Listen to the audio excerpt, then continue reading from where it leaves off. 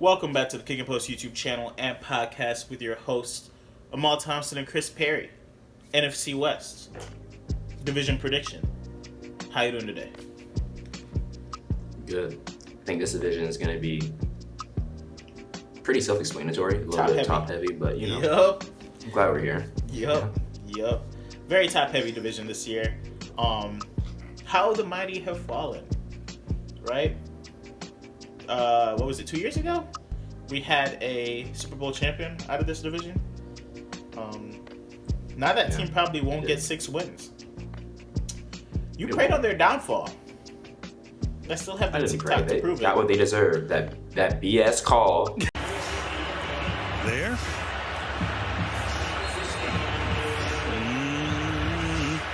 You tell me. That's what they called. The lap. That gave them a ring. That's what happens when you get your rings like that. Oh gosh. I seem to stir something up. I got this man back heated. Did. But yeah, this division will have 2 good teams. 2. And 2 very bad teams. And 1 mediocre team. No. 2 very bad teams. 1 mediocre, 1 dog water. I don't think the Rams will be that bad. They still have players, but they're going to be pretty bad to what they used to be. If we're being realistic, I don't think that. I don't think they get above. Should we just hop into the? Let's should we just hop hop into right the into record prediction? Like, yeah. What you got? I got the Niners at 13-4. I got the Seattle Seahawks at 9-8. I got the Rams at 6-11. Okay. I do. And I got the Cardinals at 2-15. Wow, I was hoping for a goose egg there. Okay. Nah.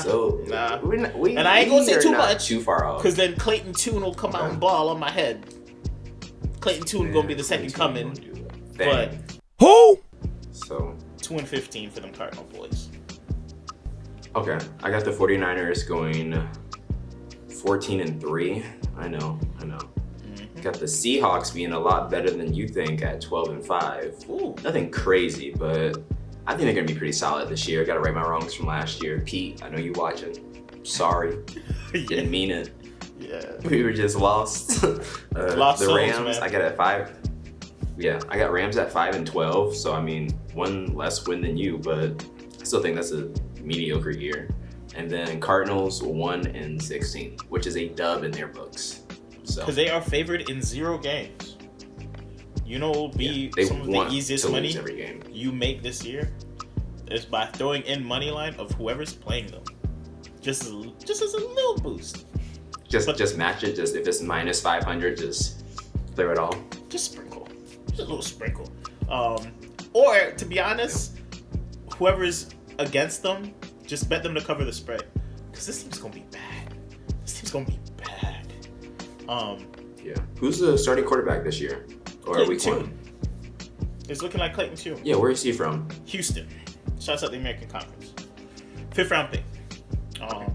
Put up a lot of numbers for Houston. But again, in terms of scheme and all of that, I don't know how much of an athlete he is, how well of a quarterback prospect he was.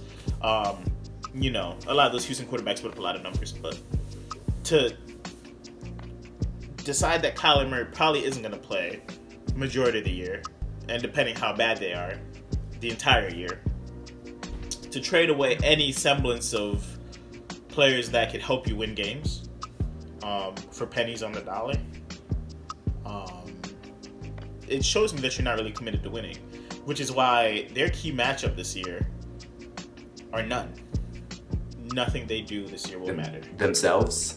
Their key matchup this year will be practice reps. Their key matchup this year will be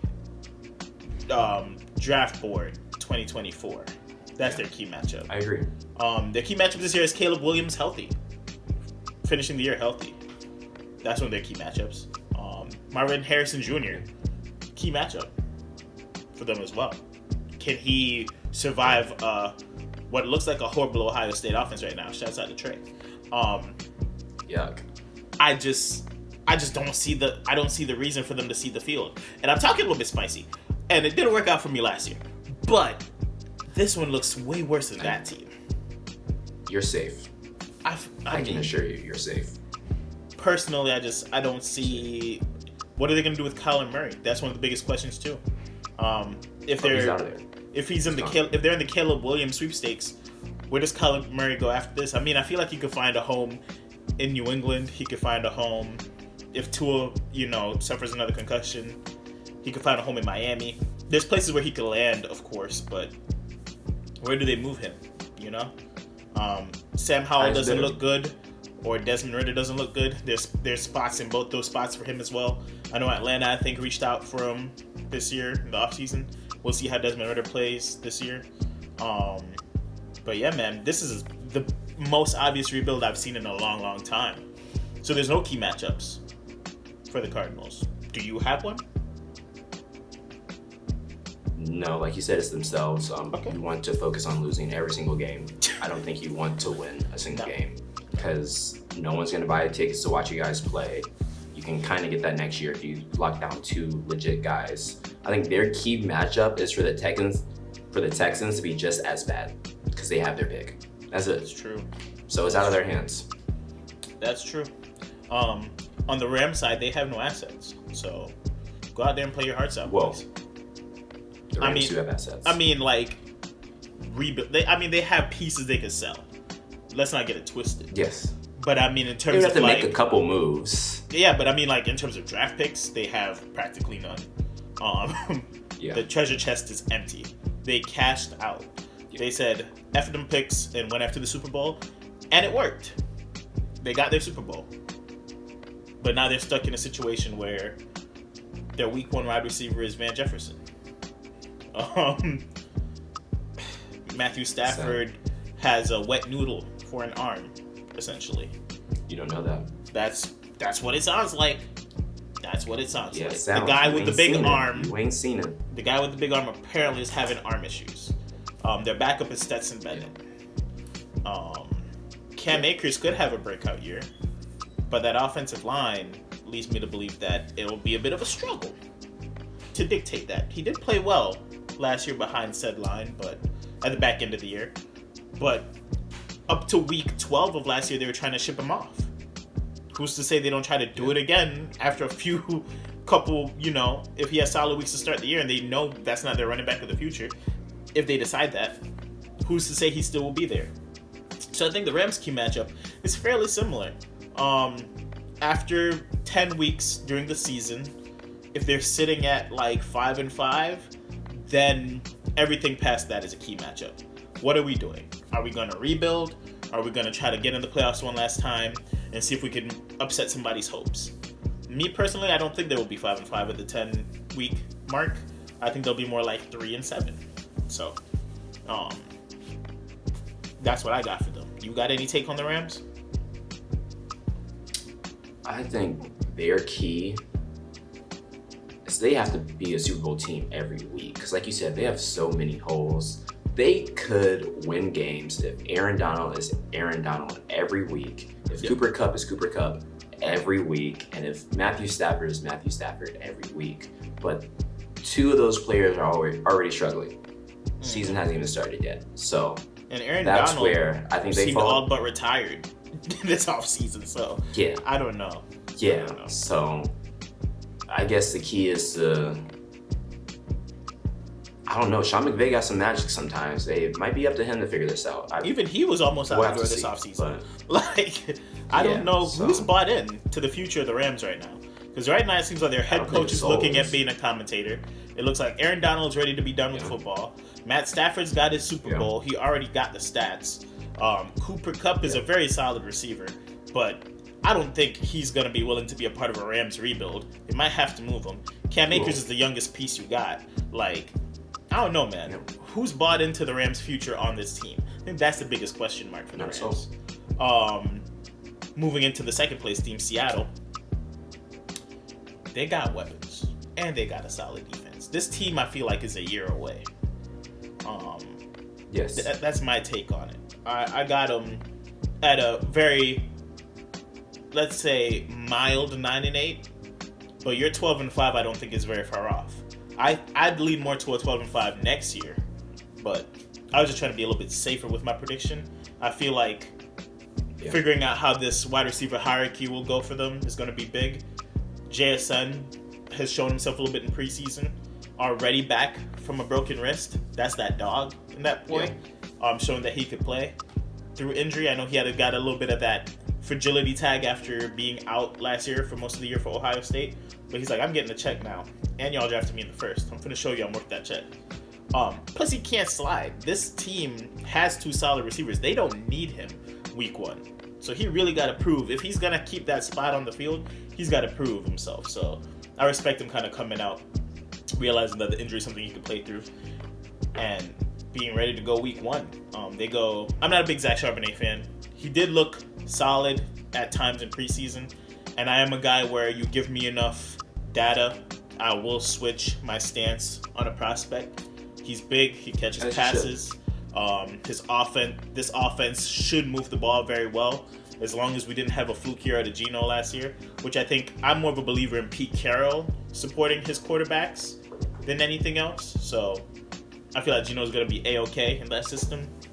Hella weapons, solid run game, and then a defense that they're building something over there for sure. Obviously, I think they still need some more pieces linebacker-wise on the defensive line, but the secondary is shades of Legion of Boom, more like Legion of Boom Jr. But they're building something. And again, I feel like they're a year away from actually competing to win the division. What says you? I think they have 2 keys. One is Geno Smith. Yeah. He has one of the easiest jobs in the NFL. I could say the best trio of receivers in the league. Like, there's really not too many trios touching JSN, Metcalf, and Tyler Lockett, who is a walking 1,000 yards. Like, can you name one? The closest I can think is the Bengals. You didn't say Bengals. But I would take. You'll take I would the third take receiver JSN over Tyler Boyd. Yeah. Right now. So is what it is. Call a spade. I think if he can just be a step ahead of what he was last year, which was already great. They committed to him with the JSN pick, which I loved, and just going on top of that, they already have the weapons everywhere. So I think the second part of the equation is health. With, for example, Kenneth Walker could have been Rookie of the Year. Yeah. Some people thought at some points of the year. So he's a phenomenal player. You pair him up with Zach Charbonnet, a nice 1-2 punch. The offense can put up points. And then on the defensive side, I know a lot of people hate this name, but Jamal Adams will come back eventually. And you said they don't have linebackers.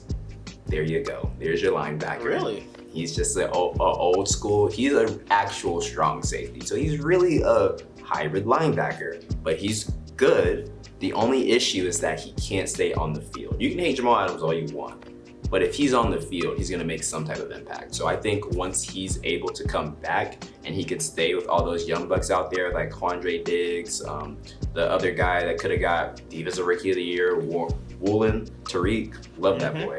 They got some players over there too. They got players at the right spots, so they do.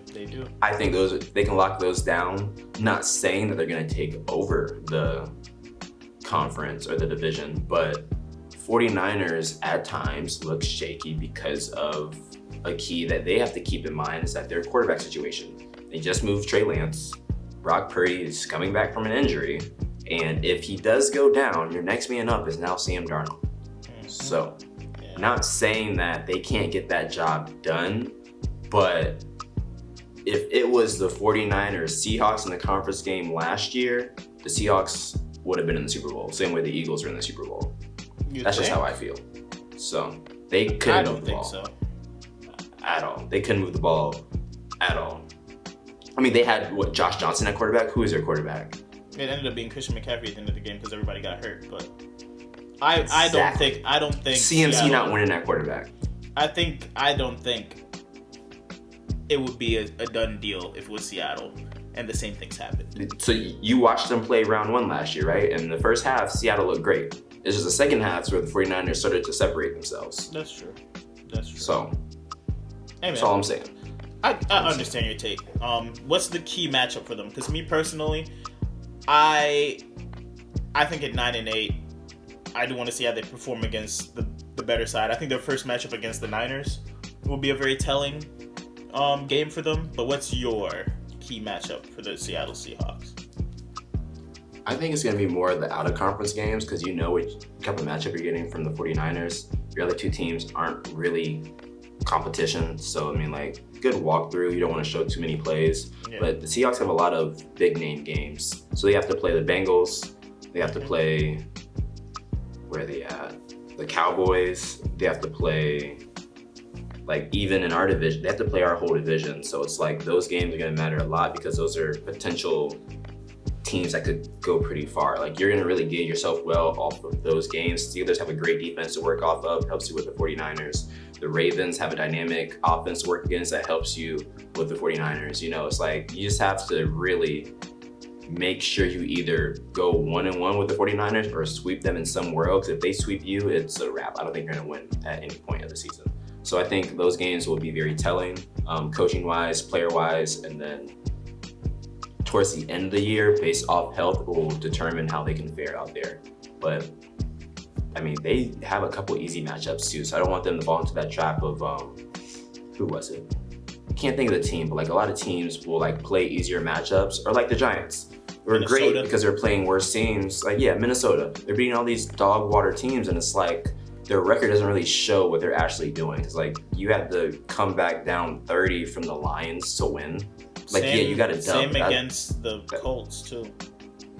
Yeah, it's like those aren't pretty wins. You are good on paper, but like those wins, you really got to execute, show dominance throughout the entire game. And then the harder matchups, you have to fight. Win or loss, you just got to fight. So it says a lot.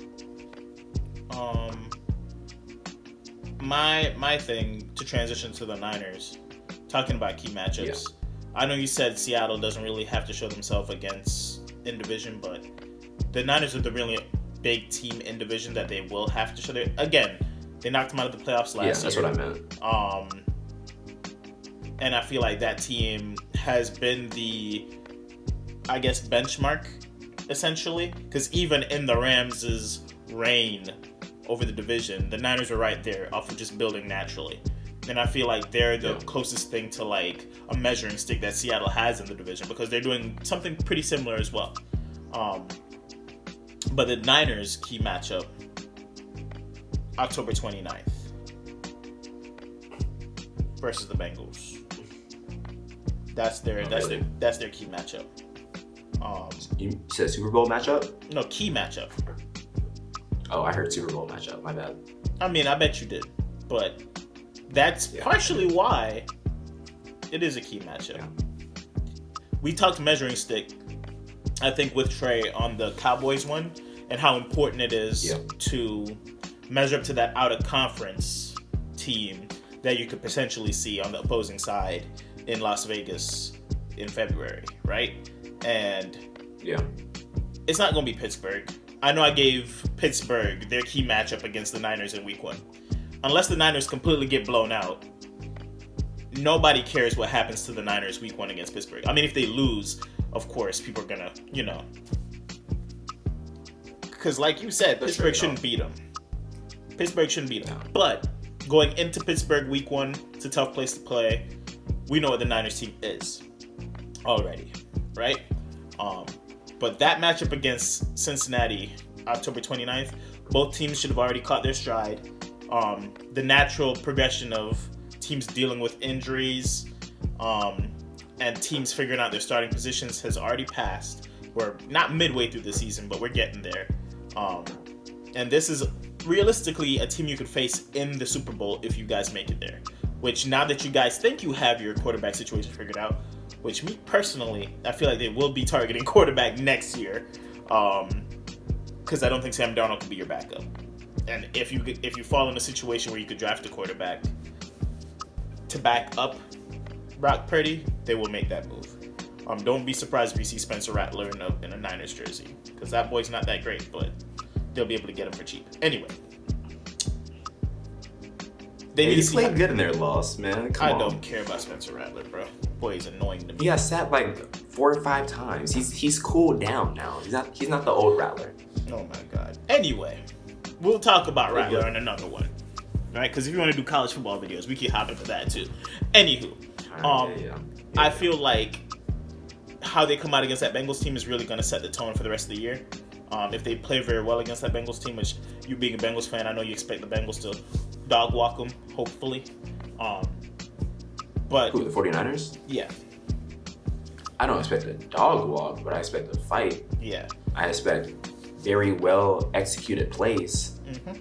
But yeah, that's a 50-50. And I'll take that one. The best teams in the league, 50-50. You can't ask for anything else. So show up. That's it. This Bengals team, if they're able to put points on the board, you're going to have to see Brock Purdy match that, right? And with as many offensive weapons as this Bengals team has, the defense can't. I don't think the defense alone can win you the game, right? Like, I could see the defense shutting down a Pittsburgh team in week 1. I could see the defense shutting down a lot of the teams they'll play before October 29th. The defense is going to let up points against this Bengals team. What can you do on the opposing side to match? And that's what's really going to decide what this Niners team's going direction-wise. That's why I think that's their key matchup going into the season. Any different take than that?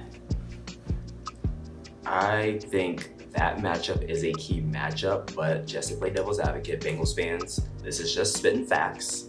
They are a team built to beat us based off how we've played in the past. Because we're not going to, of course, not let Brock Purdy beat us, but how our DBs operate, we keep everything in front of us and then we rally. So that's why we have Dax Hill, DJ Turner, all like sub 4.2, 4.3 DBs that can get to the ball quick, maintain, and just hold it down. But you don't want to give open space to Ayuk, to Debo, to Kittle, to CMC. So once they touch the ball and they have 5-yard separation, that you're probably not going to tackle them one-on-one. That's a problem. Dax is not tackling Debo one-on-one. I'm sorry. Like, I love you, Dax. You're too small. Like, it's the same thing with like Jamar Chase, for example, but they're not going to play that type of style. So they are built to beat us right now. It's just when we get to that date, of course, we're going to have different game plans. Like, I don't think we're going to approach it like that. I hope Zach is a little bit brighter than that and he will switch it up. But based off how we played last year, that's what got us to the conference championship. And I think we're going to try to watch that same formula again to get there. So we'll see. We can afford that loss by all means because we're going 16-1. But, you know. Of course. It's going to be a good week. Okay.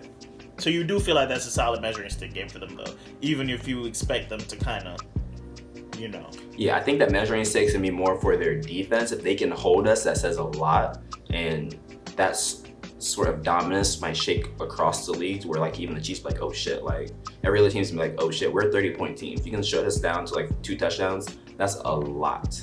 That's like, congrats, I'll give it to you. But I don't think that's gonna happen. I just think that we will get outscored due to our defensive style, because the way that they play, they're gonna minimum get a field goal each drive. If we're gonna allow them to get 10-15 yards underneath every time, the 49ers are gonna take that every single time because they know they can control the clock, and then we end up losing 24-21, and I'm just like, all right, like, what can I say? Okay, I think that's a fair assessment. So I think it is. So unlike the AFC North, where every team kind of has a route to victory for the division, I don't see that as being the case too much for the NFC West. For the Niners, it's really simple. Quarterback health, especially. Brock Purdy has to stay upright for all games. If you're banking on Sam Darnold, I know the 49ers QB system is easy to pick up, and anybody can run it. But apparently not everybody can run it because they ship Trey Lance out of town, right? And Sam Darnold is now on his, 3rd team since being a lottery pick? And he hasn't really shown much. From the Jets to the Panthers? Yeah, he hasn't really shown much at his previous 2 stops. And I don't think a Super Bowl will be in the cards if he is the starting quarterback for more than 3 games for the Niners. So quarterback health is key. Because then if they don't have that, I feel like the Seattle Seahawks could creep up on them for the division, which their keys to victory is an intense year 2 growth from that defense. If their defense could really come together as a unit, keep games low scoring, I feel like that offense has enough pieces to make things work. Obviously, the coaching staff over there has Gino looking great. As long as he doesn't regress, they have a chance to win a couple extra games if that defense can really lock their opponents down. The Rams, you said it best earlier in the video, a Super Bowl performance out of all of their Super Bowl returners for the entire year. Aaron Donald, Defensive Player of the Year type performance. Cooper Kupp to go for 1,900 receiving yards again would be necessary, and a healthy Matt Stafford. They could win a lot of games that we don't have them winning if those people are healthy and playing to the top ability. But that's a lot to ask. Yeah. Not as much to ask as the Cardinals competing for the division. They need to just take their name and put it on a different roster. So like if we could like move the Cardinals name to like the New York Jets roster and then have them play as the Cardinals, they have a chance. Or let's say the Cardinals, by some act of God, trade Kyler Murray for, I don't know, Jamar Chase, Joe Mixon, Joe Burrow, Higgins, All right. and Daxton Hill. Right? If they do something crazy like that, then they could compete. But with the current roster, the current starting quarterback, it's a wash. They're rebuilding. It's over. It never began really for them, but it's over. They have no route to the winning in the division, so they should just pack it up and get ready for the draft. I agree. Any closing thoughts, Chris, on this division? No, I'm excited for that Seattle 49er matchup this year. Oh, yeah. Not excited for any Cardinals matchup. And I would love to see Cooper Kupp come back. I've invested heavily in him in all my fantasy leagues. So please help me. From a fantasy perspective, I'm interested in Michael Wilson for the Cardinals. He's a rookie out there. Already going to get starting reps because they don't have many wide receivers out there. So Michael Wilson, remember the name. Very cheap to acquire. Probably waiver wire. Yeah, probably waiver wire material. Hey, there you go. Probably waiver wire material in most of your leagues. So pay attention after week 1 against that Commanders defense. Michael Wilson might be a fun little play for you too on Price Picks if they have a line for him, because I think he'll outperform that week 1 whatever they set it at. Michael Wilson, don't forget, James Conner's still usable in fantasy as well. But that's all I'm really looking at for the Cardinals. Tons of fantasy assets for Seattle. Tons of fantasy assets for the Niners. Not many fantasy assets for the Rams. Stick to Cam Akers, cheap Matt Stafford, and Cooper Kupp. Don't draft him any earlier than the 4th round if you're drafting post this video. That's my take. You should have told me that last night. Shit me. Yeah, bro. I don't round, like. baby. I tune out of the pre-season hamstring or soft tissue guys, and I know Miles Sanders proved me wrong last year, but I like to avoid the injuries because the hamstring is really tricky. So if I could get a discount, I'll take it. But outside of that, I'm passing, bro. I'm not taking nobody top 4 rounds who I know has severe hamstring issues going into the year. That's why Jerry Jeudy's on my board too, but that's a whole nother video. Wow. Okay. For now, where he's going, for now. Obviously, he slips to like 8th round, 7th round, I'm back in. But Jerry Jeudy's still going like 5th round. I don't want it. You're right. This has been KickNPost. Thank y'all for tuning in. Thank you for watching these division predictions.